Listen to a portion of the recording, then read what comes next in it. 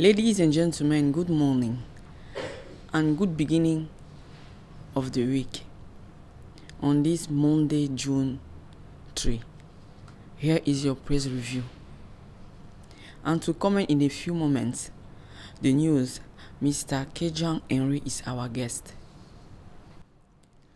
Launch of the National Dialogue by the President of the Republic delivers Le Soleil in its publication of Monday, June 3, 2019. The front page of this independent newspaper is that Macky Sall wants a strong consensus. Chosen as a facilitator like Famara Ibrahim Sagna, the spark of a free election. The conclusion will be fully implemented. The petroleum gas case will be open to the opposition and civil society. The following in your newspaper. Presidential elections 2020. In response to the concerns of Ivorians is the main subject of the Bélier, which announces. The Daily gives detail by saying that Bélier reassures the Ivory Coast Democratic Party is engaged to regain power in 2020. The front page of Daily Trust highlights ex-governors, ministers jostled to make Buhari's cabinet. The paper notes that immediate past governors are scheming to be part of President Muhammadu Buhari's next cabinet. Most of the ministers who worked with the president in his first term are also lobbying to come back. Le Journal de l'Angola reveals how some oil can be removed from oil exploration. The newspaper published that among the transgressions identified is the fact that the company is not involved in the requalification of renovation of the network of pipelines linking the production areas to oil terminals, which are in an advanced state of degradation. We remain in Angola, always with Le Journal de l'Angola, which shows how the Angola Armed Force can make valuable contribution to United Nations peacekeeping missions. The newspaper specifies that Portugal's Defense Minister João Gomes Gravino said in an interview with Journal de l'Angola that the Angolan Armed Forces could offer extremely important contribution to international peace missions. On the side of the Cameroon, on its part, EcoSanté announced good news for the treatment of drepanocytosis. On the front page of this newspaper, the government takes over the Drepanovax file after the Minister of Scientific Research and Innovation, the Minister of Public Health, Dr. Manauda Malashi, has just taken over the file on this molecule against drepanocytosis, discovered by the Cameroonian Raphael Nietzsche with a view to obtain a marketing authorization. According to the Nitel laboratory, about 7,000 people have found healing between 2009 and 2019. The eyes are turned to the health authorities to the continuation to read on page 3 of the newspaper. According to Défi Actuel, the 2019 budget increases from 4,850 to 5,212 billion. The newspaper specifies that the measure of budgetary rigor and optimization of tax collections imposed by the minister allowed the budget to be revised upwards by 2099. Despite this increase, several ministers are facing cuts in non-essential spending. The following to read in page 2 and 3 of your newspaper. Esingan, Sonara looks back on the fire management. The newspaper published that Biya, in command of operations, the head of state imposed himself a sleepless night from Friday to Saturday, multiplying crisis meetings and consultation related to this accidental disaster. The following in the newspaper. Hello, Mr. Kejang Henry Atembe. Good morning. Thank you very much, Marie-Louise. You are the Secretary General of the Cameroon Association Speaking Journalists, CAMASEJ. Of course, and of course a journalist with Canada English. That is the English service of Canada International. Thank you. My first question, do you think this Sonara fire is a terrorist action or a managerial incompetence? There has been a lot of talk about the explosion of one of the chains of the national oil refinery, Sonara. To me, it is an accident. It is an accident because Sonara is highly guarded by the military.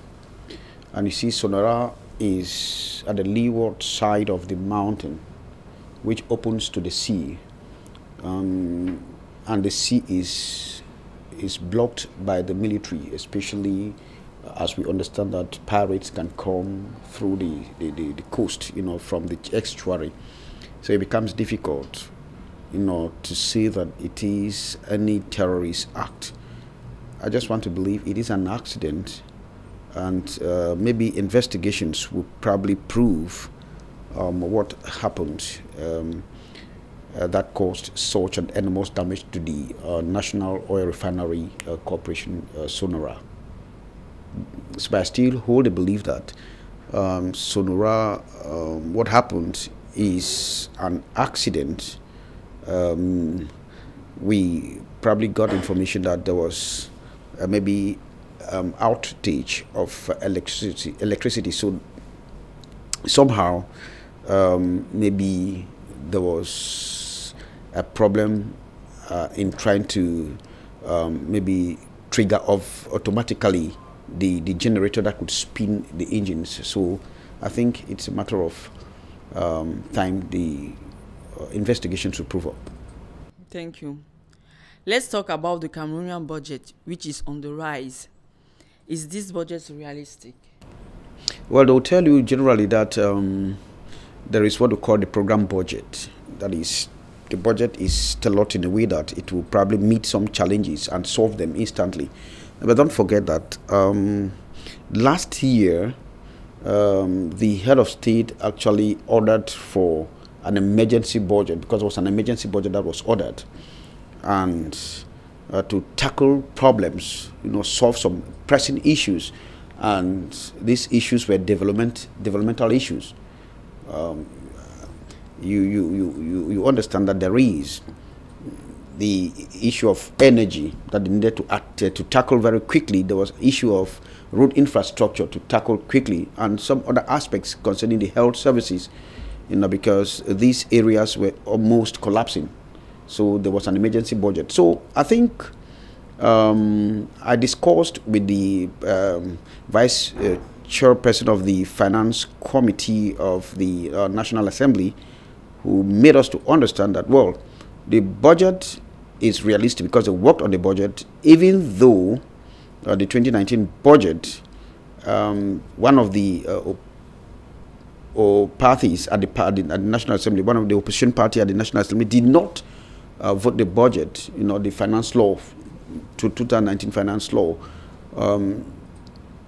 because they still hold that the Cameroon is rich, immensely rich, but the spill-offs are not there. So most of the times the bills that are passed are blocked by the government, so it becomes difficult.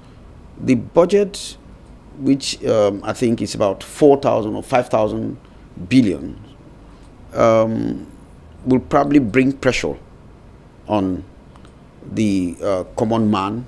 They'll feel the effect. And this budget was voted because at the time when the country is in crisis. If you look, for example, part of the country is paralyzed. the northwest and southwest regions of the country. If you look at issues like the Cameroon Development Corporation, CDC, which is paralyzed because CDC has about 11 plantations or 12 plantations. Of all these plantations, only one is functioning, or two, to be very honest with you, and these plantations that are functioning are east of Cameroon. You have the Pernambuco plantation area and so on. But now, what was the contributions of the Cameroon Development Corporation to the national economy, knowing that it employs about 22,000 workers, Cameroonians? Now, that area is paralyzed. The Plantation Pamod du Cameroun, PLC, is paralyzed because it has about 9,000 workers, with other, about close to 5,000 what we call smallholder schemes. Now they contribute to the national economy. Look at, business is not flourishing in the northwest and southwest regions of the country, and these regions alone contribute almost half of what Cameroon produces, almost half of what the gross domestic product. So if the budget this year, or the 2019 budget, which has been voted, whether we're being realistic or not, the one problem is that it is going to have a very serious repercussions on the common man. Prices, of course, of foodstuff will be going on, all those things. Prices will be going on for basic commodities and so on and so forth. We are already feeling the effect, especially those of us in the littoral regions, because most of the times, goods that even leave from the Federal Republic of Nigeria don't even come again. Now we are talking the budget or the finance law from a global standpoint. Cameroon's trade with Nigeria is paralyzed through the southwest region, through the northwest region. Yes. And the transport system is broken down because people leave from the southwest, or from littoral, even from Yaoundé to Nigeria through the southwest region. Yes, we know that we have the maritime sector, transport, which is operating, but it is not operating as it was before. So the whole issue is that the economy is bleeding. The budget, we are now the budgetary heads were tailored out after the work today, and the issue is out, and we need to know whether or not it will solve the problems that the budget was voted for. Okay, thank you. Is it good news that the government is taking over the Drepanovax file? To me, I have a problem with that. The system is so centralized that the government sometimes, I know, yes, the government is struggling, to take its responsibility, especially when it comes to health. In a nation, they don't joke with health. I would like to, before continuing, I would like to quote the celebrated African writer, Chinua Achebe. Chinua Achebe will tell you, ask someone how he fares in his health. Because one so much, how is your health? Because health is wealth. Don't ask him if he has money, but ask him if he has good health. So once you have good health, you have wealth in your country. I think that's what the government is struggling to do. The government is now struggling to take over from sickle cell treatment, Drepa, as we call it in French, drepanocytosis, is sickle cell. The people are suffering. The sickle cell. I have one young man who, in my neighborhood, I think is the Secretary General of the Association of Sickle Cell Patients. This young man, just like their friends, their peers who have the disease, I used to see him peeling off his body, because it is not easy to have a sickle cell patient in the family, and their treatment is costly. It's very costly. Sometimes you see the way these people suffer. Thou shalt not kill, it's written in the Bible. But you think you should pray that, well, instead of suffering, God could call that person. I think the government has, if that is a good move by the new Minister of Public Health, Manauda Malachi, that if that is a good move, then it will help these patients. There are many of them out there, just like in other sectors of the health, in other areas of the health department. Those who have problems with the renal disease, I'm talking about the absence or the breakdown sometimes of dialysis machines, and those who undergo dialysis are suffering too. There are other areas like cardiac problems, because those are areas that are so expensive, even in screening.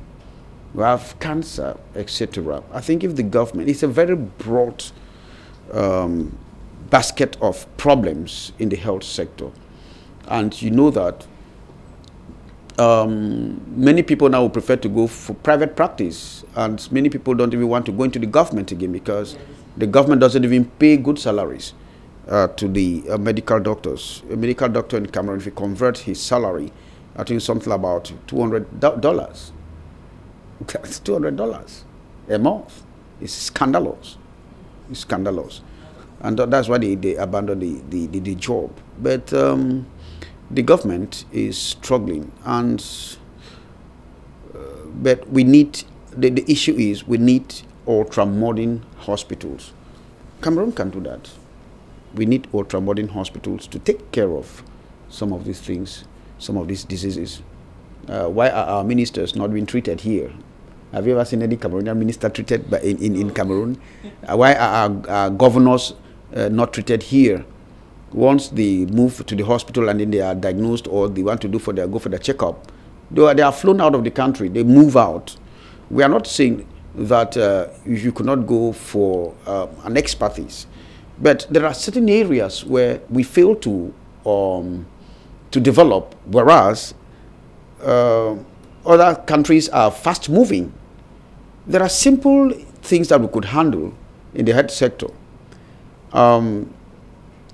These our leaders prefer to go out of the country. They go to India. They go to India. They go to China for their treatment. They go to South Africa. They go to Europe. Look at a country like South Africa. When Mandela was sick, was he flown out of the country? No, but here next door, Nigeria, President Buhari spent, I think, a month or more than a month in London for treatment. Ali Bongo went and spent time in Saudi Arabia, and then in Morocco, and then in London for treatment. What is the problem? You stay in a country where you stay in power for so long and you don't have any positive balance sheet in the health sector. I will just give you, I like to quote next door Nigeria as an example. I'm not saying that it's perfect there, but I'm saying that they too are trying. Because if you look at West Cameroon, in the days, most of the doctors were trained there in Nigeria. Most of the doctors were trained there. I was following the governor of the Cross River State, who actually said sometime he was given a balance sheet of his administration, of his management, midterm. And then you hear the wonderful things he said. I have constructed 4 ultra-modern hospitals. When you talk about ultra-modern hospitals, we are talking about hospitals that will be able to handle as many specified cases as possible. It's not like you construct an ultra-modern hospital for malaria. Malaria is a very big challenge, but not a very big problem again. Because to diagnose a malaria problem, you don't need to go to a very vast hospital. But we need hospitals, ultra-modern ones, for very complicated problems. There are heart diseases, there are renal diseases, there are liver problems, etc., cancer. Renal disease is a real problem. So we need good hospitals for that. And if the government could take the issue of sickle cell, which is affecting too many people in the country, I think for the treatment, that would be a happy welcome. We continue in Senegal. President Macky Sall has called for national dialogue. What is your take, Mr. Henrique Jan? Well, I think President Macky Sall is a Democrat.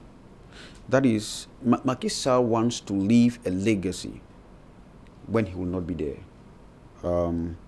He's just taken over for his second term, and you understand that the president wants to mend broken fences. That is commendable for someone who has the people at heart. Dialogue, like he said, I'm quoting him, he said, dialogue is a democratic imperative that constitute a powerful springboard for a nation to address the basic needs of its people and the major challenges. He said democracy should not and cannot be reduced, to confrontation between, the power and the opposition, between the strong and the weak. I think that is a commendable effort. He is now federating all the living forces, what we call the force vive, all the living forces, the political class, the economic class, the socio-professional. So that they should come and discourse on the problems of the country. It's something very encouraging, and that is what is absent in some other countries. Probably we'll take the case of Cameroon, where they are talking about national dialogue, but that is the president who even came out himself to announce that he wants to talk with the people. They'll meet and talk. All these people that they have selected, they will discuss the problems of their country. They will put a roadmap. The president even announced that he was going to make sure that there will be an accountability when it comes to the petroleum sector, because Senegal is now moving petroleum. There must be an accountability. The people must know. That is what he says. The people must know the issues about petroleum. And it's a commendable effort because the Senegalese people are now, especially through the new president, moving forward, as another pacesetter of democracy in the West Africa. Is democratic process is different from ours. So they'll be talking about the electoral process. They will set a date for the electoral calendar, because some countries, they just get up one morning and they say, okay, we're going to hold elections, and then they fix a date. But once there is an electoral calendar as he proposes, they will respect. They will now he wants to give a status for opposition leader. Opposition leaders don't have status in some countries. Let me take the case of Cameroon. Yes, you call, for example, Ni John Fundi the leading opposition leader in the country.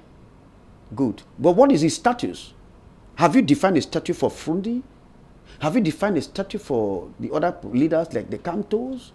Have you defined a status for the Anise Kanis, etc.? So you see, you go now, you create a lobby, you bring in some opposition leaders into government. That is the only status you have given them. But someone like Fundi needs to have a bodyguard from the government. Someone like Fundi needs to have a salary from the government. Protection, advantage, it is true that he wants to do, and that is what Macky Sall wants to do. Macky Sall wants to make sure he sets a record. The opposition candidates did not have status in this country. And so he has even chosen a socialist, like he was saying, a socialist, one former socialist minister, Ibrahima Famara, whom he calls is a man of virtue. He's a man of virtue. He's a man of dialogue, somebody who can overcome all divisions, that is all shades, all disagreements, etc. I think it is a commendable effort. They want to build a concerted governance. That is dialogue. That is dialogue. And the president, it's not like sending people to go and move around and then you come and sit down. No, but they'll bring people. and that is the issue with countries where people are disgruntled. What we call in French, soupassement. Let me use it because that linguistic interference, because we are there in Senegal, where you overcome the challenges of your people, redynamize your society so that people should live happily. Somebody who is going to become an opposition leader, or maybe he knows that I have a statue like this, they will not arrest an opposition leader. No, that is democracy. Like he says, he doesn't think democracy should be an issue, a confrontation between the person who is in power and the person who is not in power, or between the person who is rich or strong and the person who is weak, or the majority against the minority. Democracy is concerted, governance, which is a foundation, as he puts it. Yeah, I think it's commendable.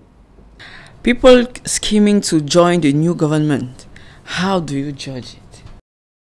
But now, the people want to join new government in Nigeria. You remember President Buhari, when he came to power for the first term in 2015, it took about 6 months for him to form a government. People waited 100 days. There was no government. I waited one more, about 6 months. And that alone affected the Nigerian government, the Nigerian economy. Because, finally, he was like looking for the square peg in the square hole. Some opposition politicians say, well, President Buhari put a square peg in a round hole. So some square pegs in round holes. It became a problem. You see, the issue is not even joining the government. If you are scheming to join the government, then there's a problem. The president, by the way, even during the swearing-in ceremony, it was boycotted by some former presidents. Nigeria has about 5 or 6 former presidents that are living. That's a good example. In a country, in a continent where people just go and they don't want to become former 30 years. Stay power for so long, 35, 36, 35, 36, 37, 38, 39, 40, 41, 42 years in power. But I think it's a commendable effort. Well, during the swearing-in, Buhari has his style now. I don't know. Femi Adesina, this government spokesperson, former journalist. Well, once a journalist, you're a journalist. He used to work the editor-in-chief of The Punch. He's a very good guy. Femi Adesina. Well, he said during the swearing-in, the president was absent at the dinner. So the vice president, Professor Osibajo, actually welcomed the people and then discussed with them, told them that the president is traveling. Because that day, with the pressure, he traveled out of the country to Saudi Arabia for the Organization of Islamic, States, conference, where he was supposed to deliver an address. But the problem is there are already cracks, because you have the APC, that is the All Progressive Congress of the president, and you have the PDP. So this conflict, because they want to do something like an inclusive government. So scrambling to join the government, well, I don't know for how that will benefit the Republic of Nigeria. But, once you want to move into a government, you are taking an oath to work for the development of that country. The crime wave, Nigeria's economy is top now in Africa, beating South Africa. So he wants to carry it all because it's slumped a little bit. Well, they will have to stabilize it because prices of petroleum products have been stabilized, at least to an extent. So I know Nigeria is the #1 oil-producing country in the continent of Africa. So with about more than 2 billion barrels free a day, that is something commendable. And then followed by Angola, because Angola is about 1.6 billion barrels, a million barrels, a day. Something interesting too. So I think he will certainly maintain some ministers, that he will certainly drop some ministers. But the most important thing is for these people to come and work for the government, for the economy, and not for themselves. Because corruption, he has to fight corruption. Those who probably must have soiled their fingers, through very dirty means, may probably be dropped out. It's not like saying you stole money, but if there's theft, there's corruption in your ministry or your ministerial department, then it becomes a problem. So you need to drop from the government. Thank you, Mr. Henrique Jang, for being here and to comment this press review this morning.